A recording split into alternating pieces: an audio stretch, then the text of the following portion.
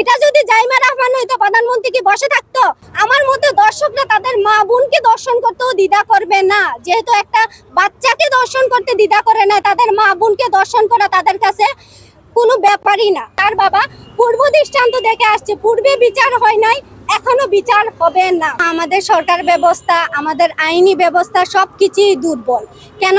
কারণ আমাদের সরকার যদি ব্যবস্থা নেয়, কঠোর যদি ব্যবস্থা নেয় যে দর্শকদের এমন শাস্তি হবে যেটা দৃষ্টান্ত হয়ে থাকবে, দর্শকদের এমন শাস্তি হবে যে দর্শকরা দর্শন করার আগে মিনিমাম 100 বার চিন্তা করবে, লোম খাড়া হয়ে যাওয়ার মতো শাস্তি ব্যবস্থা আমাদের দেশে নাই।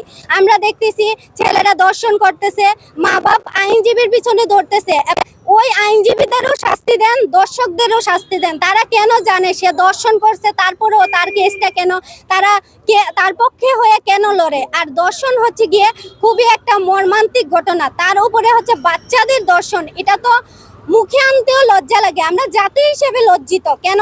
আমাদের বাংলাদেশে যে হারে দর্শন হচ্ছে, এই দর্শনের কারণে আমরা কেউ নিরাপদ না। যে জায়গায় একটা বাচ্চা শিশু নিরাপদ না, সে মাত্র পৃথিবীতে আসছে, পৃথিবী কি সেটা বুঝলো না, তার আগেই তাকে মেরে ফেলা হলো দর্শন করে।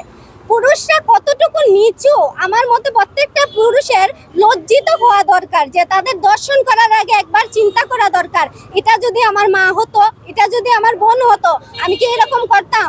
আমার মতে দর্শকরা তাদের মা বোনকে দর্শন করতেও দ্বিধা করবে না, যেহেতু একটা বাচ্চাকে দর্শন করতে দ্বিধা করে না, তাদের মা বোনকে দর্শন করা তাদের কাছে কোনো ব্যাপারই না। তো সরকারের উচিত, এখানে সম্পূর্ণ দোষ আইনি ব্যবস্থা আর প্রধানমন্ত্রীর। কেন? অন্যান্য দেশের প্রধানমন্ত্রীরা তো ঠিকই কঠোর ব্যবস্থা চালু করেছে, আমাদের দেশের প্রধানমন্ত্রীরা কেন তারা কঠোর শাস্তির ব্যবস্থা চালু করে না? তারা যদি এরকম ডিসিশন দিত যে যারা যারা দর্শন করবে তাদেরকে ওপেনলি গলা কেটে ফেলে দেওয়া হবে, তাহলে দর্শকরা ঠিকই দর্শন করতো না। কারণ আপনি যদি দেখেন আমাদের এই যে মধ্য আরবীয় দেশ সৌদি আরব, চোর যদি চুরি করে তার হাত কাটা হয়, তারপর কেউ যদি নারীদের দিকে খারাপ দৃষ্টিতে তাকায় তার গলা কেটে ফেলে দেওয়া হয়। ওই দেশে বাইরে যে কোনো সময় দোকান খোলা থাকুক, যে কোনো ভাবে থাকুক, কেউ কিন্তু চুরি করার সাহস পায় না, কারণ চুরি করলে তার হাতটা চলে যেতে পারে। তো বাংলাদেশের ছেলেদেরও ওই রকম একটা ভয়ে থাকতে হবে যে দর্শন করব মানে আমার গলাটা চলে যাবে, জীবন আমার এখানে শেষ। তখন তারা অবশ্যই দর্শনকে চুজ করবে না, তারা তাদের জীবনকে চুজ করবে।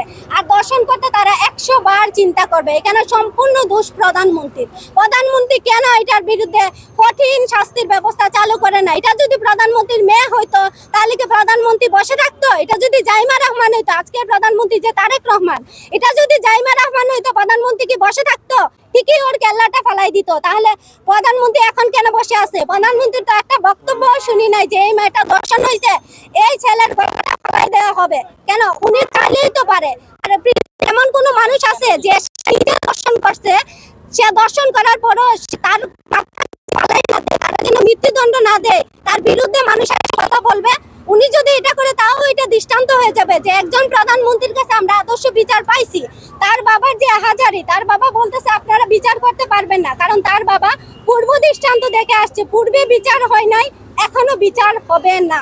এটা তার বাবা বুঝে গেছে যে প্রধানমন্ত্রী যদি চায় যে আসলে বিচার করতে, বিচার সম্ভব, বাট তারা চায় না। তারা চায় তাদের রাজনীতি নিয়ে থাকতে, তাদের আধিপত্য, তাদের টাকা পয়সা সবকিছু তাদের নিয়ে থাকতে। তারা চায় না এটার বিচার হোক।